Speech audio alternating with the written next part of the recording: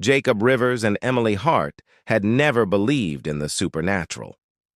When they took jobs at the Old Town Post Office, they thought it would be just another quiet night shift.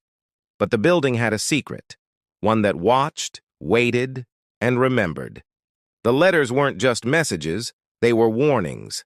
Shadows moved where no light reached, and every envelope told a story that wasn't meant to be read. By the time Jacob and Emily realized they were trapped, the post office had already begun collecting their fears, and it would never let them go. I arrived at the post office just as the sun disappeared behind the jagged rooftops of the town. The building was old, brick red and weathered, with paint peeling from the heavy wooden doors. Its windows were clouded with grime, giving the place a permanent shadow even in daylight. I had taken the night shift because I needed the money, but as I stepped inside, I immediately regretted it. The air smelled faintly of ink, paper, and something metallic like rust. The fluorescent lights buzzed overhead, flickering so often that the shadows they cast seemed alive, crawling along the walls and floors in strange, jagged shapes. I set down my bag and began sorting the first batch of letters. At first, it was easy to focus. The envelopes were mostly routine: bills, advertisements, a few birthday cards.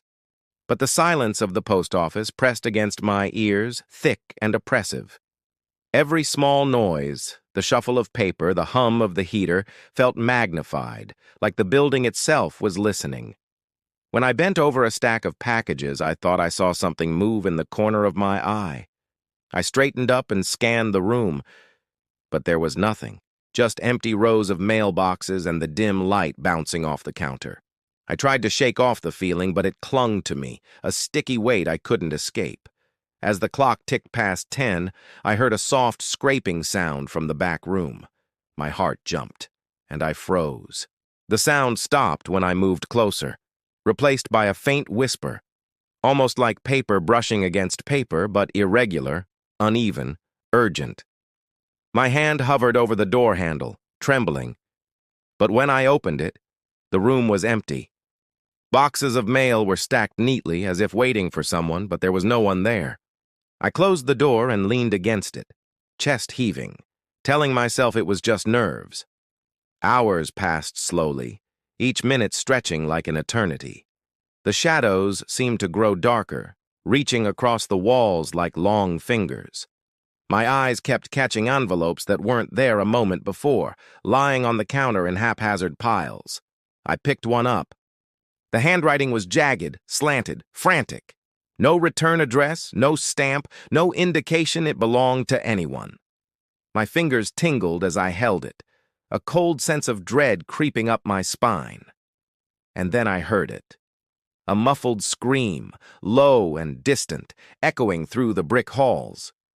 My stomach turned as I spun around, but the sound vanished almost as soon as it appeared, leaving only the oppressive quiet behind. My hands shook as I set the envelope down, glancing around the dimly lit room. The shadows seemed to lean closer, almost pressing against me, and I realized I wasn't alone. Something was there, just beyond the edge of sight, patient and silent, watching. I swallowed hard, forcing myself to keep sorting, to act as if nothing was wrong, but every nerve in my body screamed at me to run. My eyes kept darting toward the corner of the room, expecting the figure to appear, but nothing did. And then, from the darkness behind the sorting table, I saw it. A faint movement, a ripple of shadow, and for a second, I thought it had a face. I blinked, and it was gone, leaving me alone in the silence once more. My heart pounded in my ears, and the envelope still lay there, untouched, waiting, as if it had been sent specifically for me. The post office, I realized with a shiver, was alive in a way I couldn't understand, and it had noticed me. The next night, I returned to the post office, trying to convince myself the previous night had been a trick of fatigue and nerves. The street outside was empty, silent except for the distant hum of a street lamp. When I pushed open the heavy door, the air inside was colder than I remembered, sharp and metallic, biting at my skin. The flickering fluorescent lights cast the same long, uneasy shadows, but now they seemed thicker, darker, almost moving when I wasn't looking directly at them. I felt my chest tighten, a sense of being watched curling around me like smoke. I forced myself to begin sorting the letters, trying to focus on the routine task. The envelopes felt heavier this time, almost as if they carried the weight of unseen hands pressing against them. My eyes kept flicking to the corners of the room, expecting to see something, anything, that would explain the unease twisting inside me. And then I saw the first envelope that wasn't supposed to be there. It lay on the counter in jagged, frantic handwriting, the same handwriting as the one from last night. My name was scrawled across it, though I had never received anything like this before. My fingers shook as I picked it up, and an icy shiver ran down my spine. I tried to ignore it, putting it aside and continuing my work, but more envelopes began appearing, each one addressed to me. Some were stacked neatly, as if someone had carefully placed them, while others were tossed haphazardly, their paper rustling softly in the unnatural silence. Everyone bore a single warning, a phrase written with sharp, hurried strokes. "You shouldn't be here." I swallowed hard, a hollow knot forming in my stomach. It wasn't just letters now. They were messages, threats, whispers materialized into paper. I tried to ignore it, putting it aside and continuing my work, but more envelopes began appearing, each one addressed to me. Some were stacked neatly, as if someone had carefully placed them, while others were tossed haphazardly, their paper rustling softly in the unnatural silence. Everyone bore a single warning, a phrase written with sharp, hurried strokes. "You shouldn't be here." I swallowed hard, a hollow knot forming in my stomach. It wasn't just letters now, they were messages, threats, whispers materialized into paper. I moved through the rows of mailboxes, each step echoing too loudly, and the shadows seemed to ripple along the walls, stretching unnaturally toward me. A cold draft brushed my ankle and I jumped, looking down to find nothing.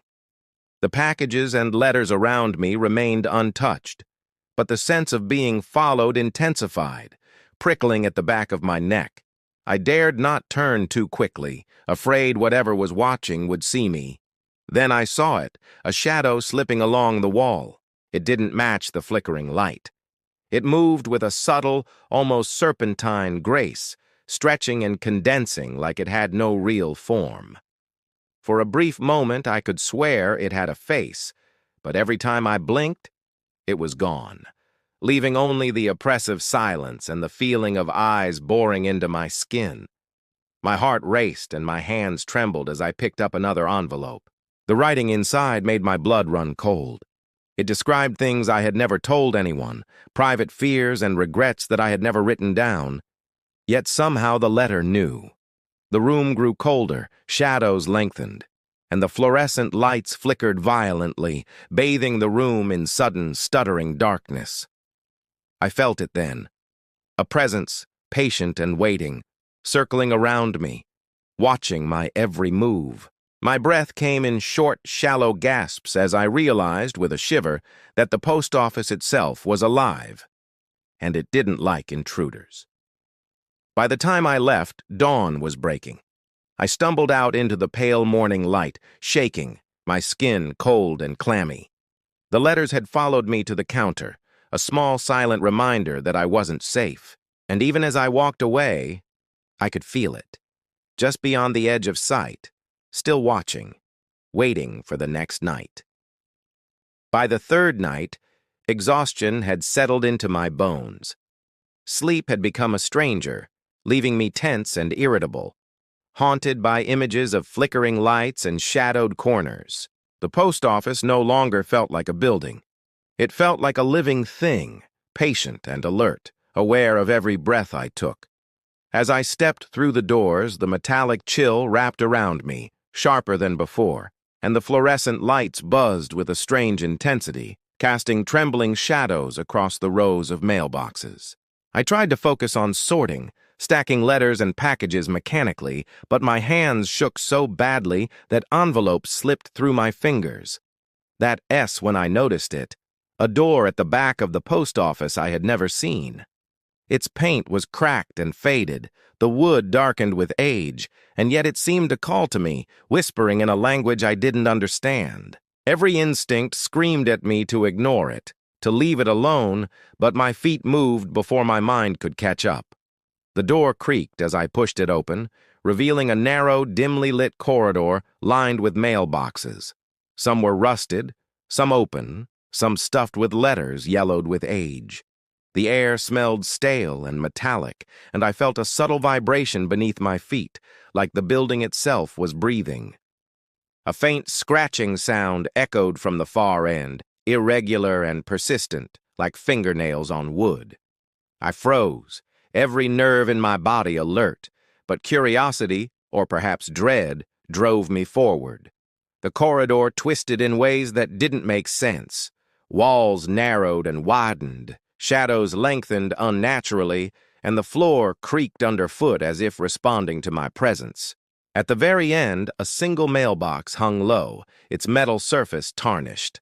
My name was etched crudely across it. My heart lurched. I had never seen this mailbox before, and yet it demanded my attention. Inside, I found letters, dozens of them. Each bore my handwriting, but the words were wrong, twisted, dark. They described fears I hadn't even spoken aloud, memories I tried to bury, thoughts I had never allowed myself to think. A cold wind rushed through the corridor, slamming the door behind me with a force that knocked me to the ground. I scrambled to my feet, heart hammering, and tried to open the door. It wouldn't budge. The scratching grew louder, circling me now, coming from everywhere at once. Shadows stretched from the corners, crawling along the walls, and I could feel something moving just beyond my vision, patient, watching, waiting. My breaths came in ragged gasps, and I felt panic clawing at my chest. I stumbled over a pile of old letters, scattering them across the floor, and a strange sensation of eyes on my back made me spin around. The corridor was empty, but the shadows shifted as if mocking me. My own reflection appeared in a tarnished metal panel, distorted, pale, eyes wide with terror. But for a fraction of a second, the face moved independently, smiling in a way I never had. I pounded on the door, screaming silently, but the sound seemed swallowed by the thick, suffocating air. The letters in the mailbox rustled, flipping open as if an unseen hand was reading them, memorizing my fears, and I realized with a cold certainty that the post office had a memory, and it knew me now fully in a way that would never let me go. By the fourth night, I was trembling even before I stepped into the post office. The streets outside were silent, the kind of silence that pressed against your ears and made your own heartbeat deafening. I knew I shouldn't have returned, but some part of me couldn't stay away. The building loomed ahead like a living thing, its brick walls dark and menacing under the faint glow of the streetlights. The moment I crossed the threshold, a chill wrapped around me like a fist, sharp and unrelenting. The fluorescent lights flickered violently, casting the long, jagged shadows I had come to dread. Each row of mailboxes seemed to lean toward me, and the envelopes rustled softly, as if whispering secrets I wasn't meant to hear. My hands shook as I began sorting the letters, but every movement felt heavy, sluggish, as though the building itself was resisting me. I tried to ignore it, tried to focus on the routine tasks, but a cold dread gnawed at my stomach. Something was in the post office with me, moving just beyond my vision, patient, silent, and watching. I noticed the stacks of letters with jagged handwriting again. They weren't just on the counters this time. They appeared on the floor, on chairs, even hanging from the edges of shelves. Each envelope seemed to pulse slightly, a heartbeat of paper, and my name was scrawled across them over and over. When I picked one up, the words inside chilled me to the bone. They described failures I hadn't admitted to myself, fears I had buried, memories I had never shared. It was as if the post office had found a way to reach inside my mind. I walked through the sorting room, and the shadows moved with me. They twisted unnaturally, curling along the walls, reaching across the floor, following my every step. A cold breeze brushed past my neck, though no windows were open. My breath came in ragged gasps as I realized that the doors I had used to enter the building were gone, replaced by a solid wall of brick. Panic surged, but there was nowhere to run. I tried to call for help, but my voice was swallowed by the oppressive silence, leaving only the sound of my own frantic heartbeat. Then I saw them, figures emerging slowly from between the rows of mail, thin and pale, their faces blank and unreadable.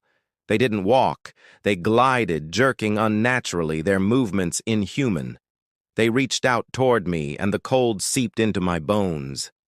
I tried to back away, but the shadows seemed to push me forward, forcing me deeper into the building. The letters began to flutter and swirl around me, lifting like a storm, each one whispering my name, each one recounting my fears with a cruel familiarity. I stumbled and fell to the floor, the envelopes piling over me. The figures closed in, faceless and patient. I could feel their presence pressing into my chest, suffocating, relentless. And in that moment, I understood. The post office wasn't just a building. It was a trap, alive and sentient, storing the fears of anyone who dared to enter. I was not leaving, not tonight, and the shadows waited, silent, hungry, and eternal.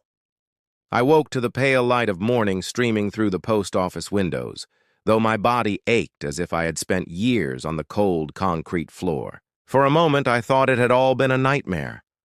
The twisting corridors, the shadowed figures, the letters that knew my secrets. The fluorescent lights flickered weakly above me, humming a dull, steady note that felt almost comforting after the horrors of the night. I rose unsteadily, brushing dust and grime from my clothes, my eyes scanning the room. Everything appeared normal. The sorting tables were in their usual places, the mail stacked neatly, and the building smelled faintly of paper and ink, nothing more. I stumbled outside, breathing in the fresh morning air as if it could wash away the lingering dread.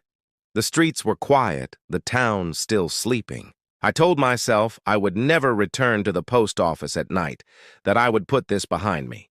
But when I reached into my bag for my phone, I froze. There it was, an envelope, lying neatly among my belongings. My name was written in the same jagged, frantic handwriting that had haunted me for nights. My hands trembled as I picked it up, my stomach twisting into knots of dread. Inside was a photograph, small and grainy, but horrifyingly clear. It showed me inside the post office, surrounded by shadowy figures I could not remember seeing, their forms blurred and formless, yet unmistakably present. I stared, unable to breathe, unable to tear my eyes away. The shadows were positioned around me as if waiting, patient and silent, and in the photograph, they seemed to lean in, observing my every move. A cold, prickling sensation ran along my spine. It wasn't just a photo, it was a warning. I tried to drop it, to burn it, even bury it in the ground outside the post office. But each time I looked away and then back, it returned, lying in my hands as though it had never left. And then I noticed something more unsettling. The shadows from the photograph were moving, subtly shifting their positions. My heart pounded as I realized that no photograph could capture movement like that. The post office wasn't done with me. It had found a way to follow me beyond its walls. That night I locked myself in my apartment, trying to ignore the faint scratching sounds that seemed to echo from the corners of the room, the rustle of letters sliding across my desk.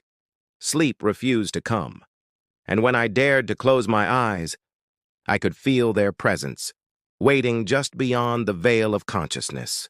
Every sound became a whisper, every shadow a threat, and the photograph never left my sight, its dark figures ever patient, ever watching. Days passed, or maybe weeks. Time had begun to feel meaningless, and still the envelopes arrived. Each one brought a new photograph, showing me in places I had never been, yet always under the watchful eyes of shadowed figures. I had become part of a collection, a subject in a living memory the post office kept. And deep down, I knew there would be no escape. One night, I would walk through its doors again, drawn by a force I could never resist. The last envelope I received bore only a single word, scrawled across the page in jagged letters. Soon. And when I looked up, my apartment was empty. But I could feel the walls breathing, closing in, and I knew, with a terror that froze my blood, that the post office was already here.